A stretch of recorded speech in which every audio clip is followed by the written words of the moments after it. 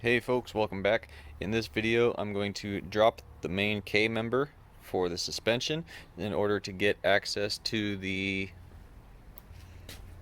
inner frame rails. This vehicle is a unibody vehicle. Chrysler went to unibody way back in like the late 60s or early 70s. They've been doing it for a long time. They don't use frames, body on frame type construction. So they have a lower cross member or K member.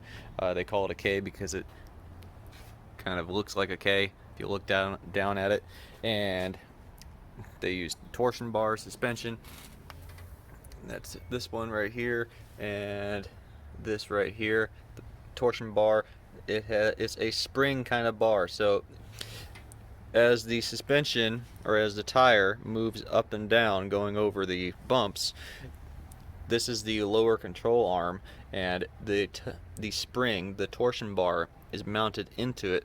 So as it goes up and down, it twists like that.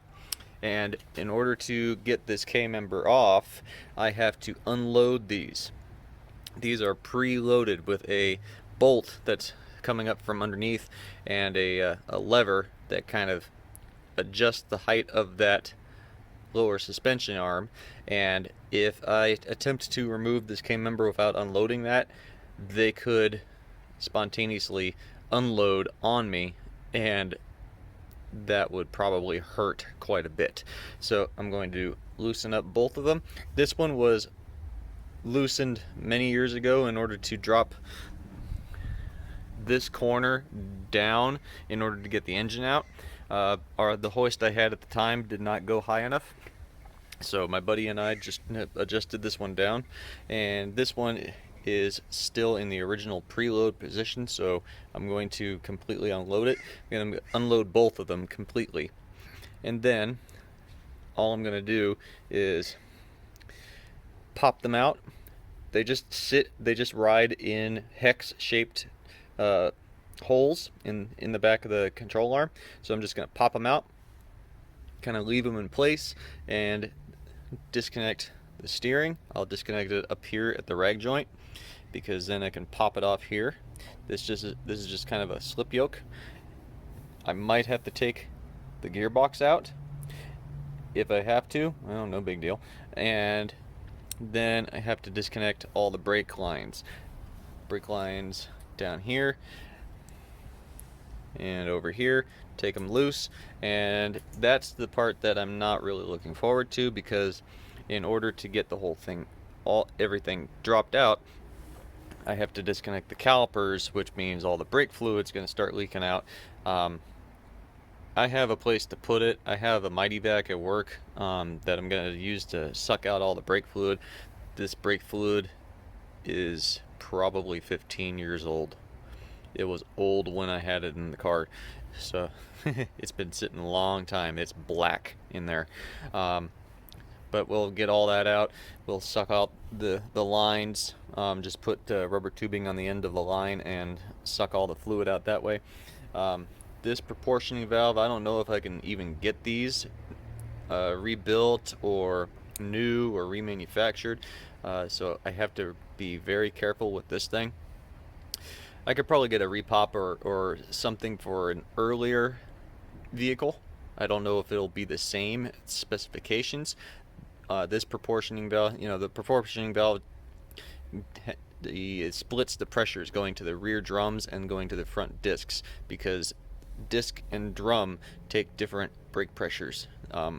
That's for another video, but this is very important for a split type system. You don't see these in new cars because now the ABS module takes over the whole job of that. So disconnect the brakes, disconnect the steering, take out the suspension or the springs, and after that, this whole thing, I think I can drop out, kind of just shift it to one side or the other and kind of drop it out like that. And in order to do that, I've jacked the car up quite high. I went to Harbor Freight and got the 6-ton jack stands because they go up higher. I put the 4 tons in the back, supporting the rear axle. I originally had just the 4 tons going supporting the front, but the angle of the vehicle was kind of scary. It was a very steep angle, and resting on those jack stands, I was a little worried that if I started shifting the car around, it would slip off of them. So I jacked up the rear in order to put the car at a more shallow angle, and I think this will work a lot better. So I did that last night. Not really interesting to film. So I will show you how I'm going to unload the suspension, and that will be the next move. Okay, so now we're underneath the car. I've got a shot of the adjusting bolt. It is this bolt right here. You can see that it's been backed off quite a bit already. The other side does not have this much exposed thread. What you do to unload these, there's a lever in here.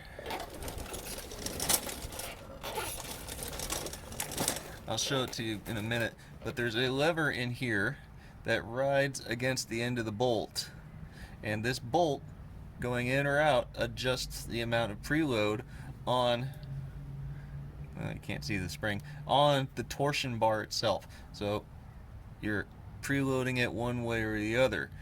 This also adjusts the ride height. This is really cool because it's really easy to adjust ride height on Chrysler vehicles with the torsion bar. If you had regular coil springs, or God help you, leaf springs in the front, like on a truck or something, I hope you have good shocks on that one, then it's very hard to adjust ride height because those springs have a preset load or a preset spring rate, and you can't adjust it. If they start to sag, you have to replace the spring. These you can adjust a little bit. You can also, put a nice brake on your car very easily with this one, but in doing so you lose a lot of spring travel. You get a weirder feel on your suspension. So on this one, we're just going to back this off all the way. It is a 13/16 socket. You can do it by hand, and we're just going to go for it. And that might already be totally unloaded.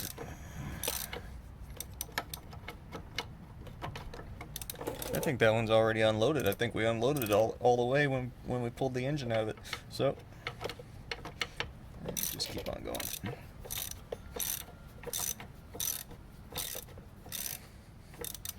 Yeah, okay, so I'm gonna check the other side. Oh yeah. I'm gonna move this over. Get a shot of that adjustment. Okay. So you saw how the pad, or the anchor point or whatever, this on the other one very loose. This one,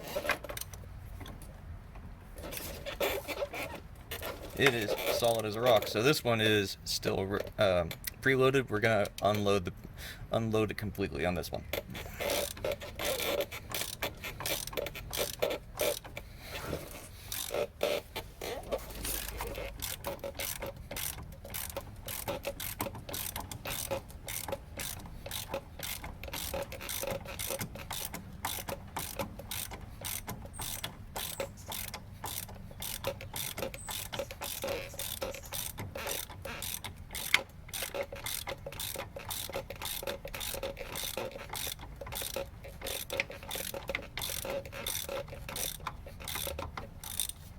Alright, so that spring is completely unloaded.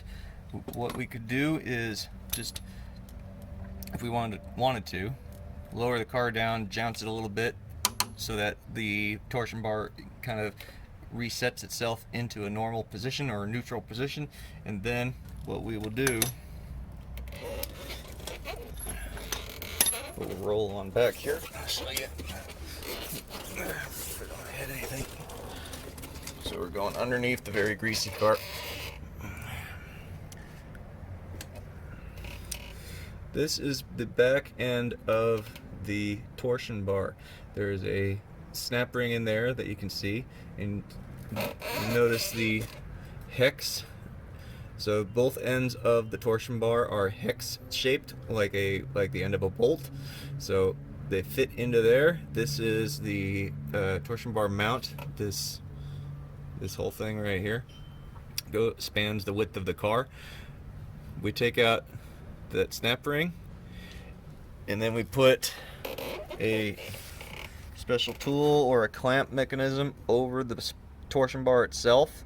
Clamps on like this, and it has a thing that drops down, and we just hammer it out of the lower control arm there. That's actually a good shot. So you can see the tie rod here, the outer tie rod, and then the control arm in the back, and then the torsion bar going into it. So we just hammer it back, and it will pop all the way out, hopefully. And then the suspension will be completely loose, and we can drop it all down.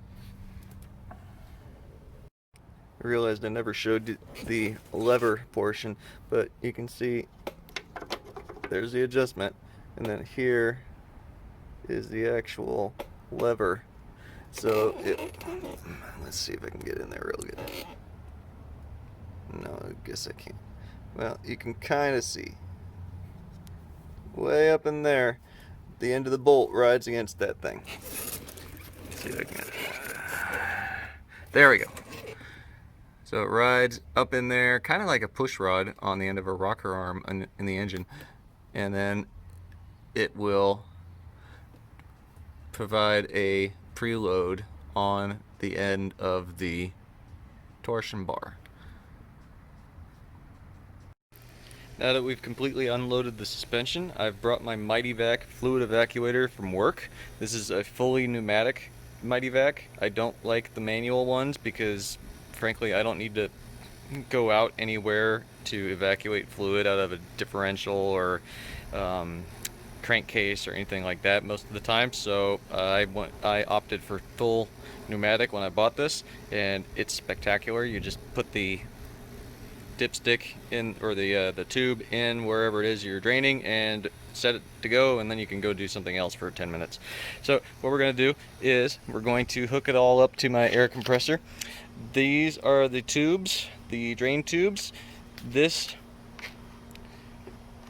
fits right in here, and then a vacuum is created in this chamber when the air is hooked up. There's a venturi in here that creates a suction down in here.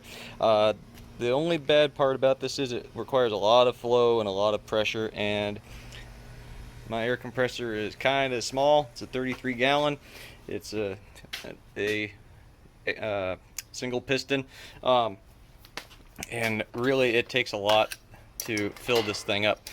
So we're going to undo that. These couplers are awesome. They're expensive, but they're awesome. All you do is hit the button and you can release it, not like those ones that you have to pull the collar back. I have the regulator set to 25, it looks like. Let's see.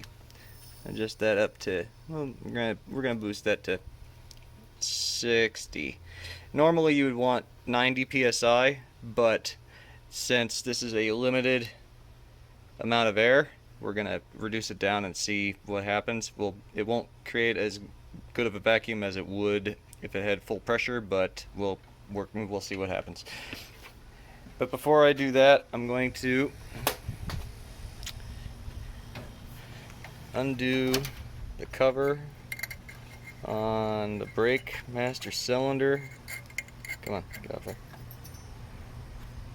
So this is the kickdown linkage that comes off the carburetor and goes to the transmission. So when you want to pass somebody on the highway and you mash the pedal, this goes back and forth. There's a,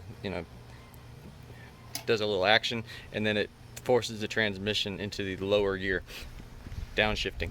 So we're gonna pull this off. Hopefully don't hurt ourselves. Fucking hurt ourselves. Ow. I'm doing this with one hand, so. And let's see. Okay, I'm gonna have to put this on the tripod. Alright. That hurt. Okay. There we go. This is really bad fluid. Look at that fluid. That's disgusting. This fluid's been in here for probably about 15 years. So if we tried to use this fluid in a modern car or a current car, it would boil pretty much instantaneously. A little bit of hyperbole, but not quite. So we're gonna suck all this fluid out with the evacuator, and we're gonna go down to the brake calipers, and we're gonna break loose the bleeders, and then suck the fluid out from the bleeders and evacuate the entire front half of the brake system. My video camera keeps getting hot, so I'm putting a fan up. That's what the noise is. Hopefully it will keep this thing cold enough or cool enough to record while I'm doing my work. So you just have to put up with the fan noise. Got the evacuator hooked up. Now, okay, we got enough vacuum. It'll just slowly drain out of there.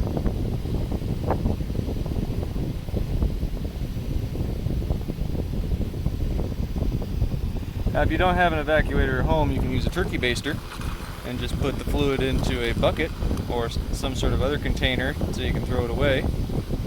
But I like to show off some of my tools. Plus, this is way faster. I already had an evacuator. I did not have a turkey baster. There we go. Just go in there like a dentist. Suck out all the fluid.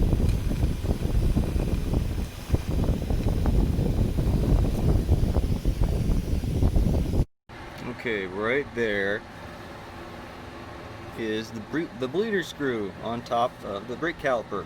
When you're installing a brake caliper, always make sure that they are on the top because they're the highest point in the system.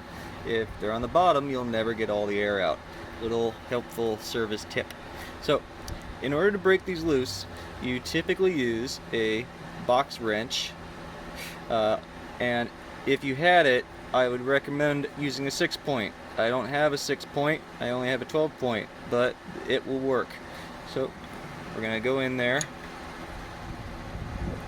and we're going to break it loose. I'm going to put the hose over this before I break it loose because if I don't, I'll make a mess, and then we'll just suck the fluid out.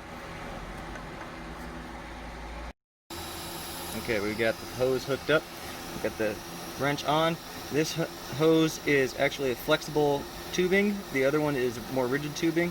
This one is the actual brake hose that was included in my kit. So just install that on there, and we'll break this sucker loose. Hopefully. Wow, that's on there. Okay, what we're gonna do?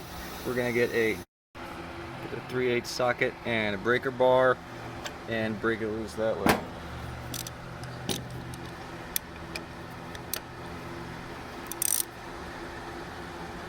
Gonna have to set this down for a second. Okay, we broke it loose. You can see the fluid is coming out of here. I've just barely broken it loose. Now we're gonna really open it.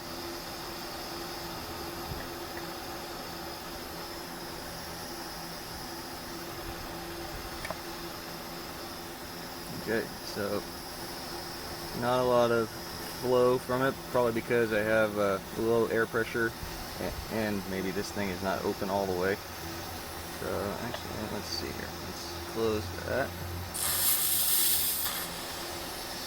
We'll do it with the open. Alright, we got the hose hooked up. I'm going to use the open end. We hook up the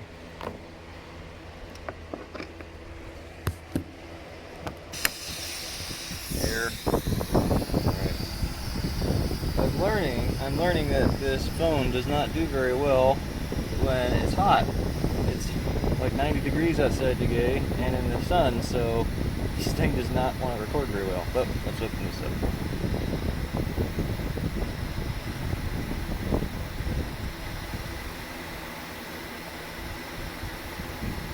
Okay.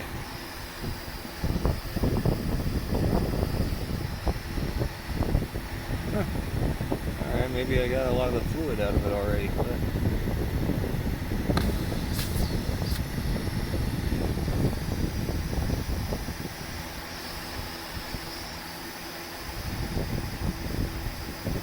okay, it looks like I've cleared that section of line completely. So we'll just there's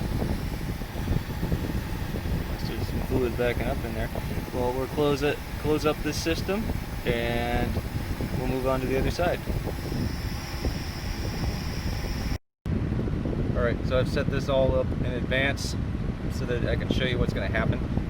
Ignore the fan noise. It's just to keep the camera cool. So I'm going to activate the air on the evacuator.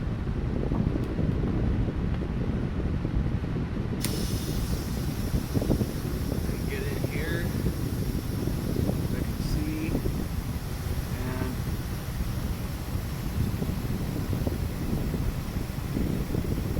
there she goes.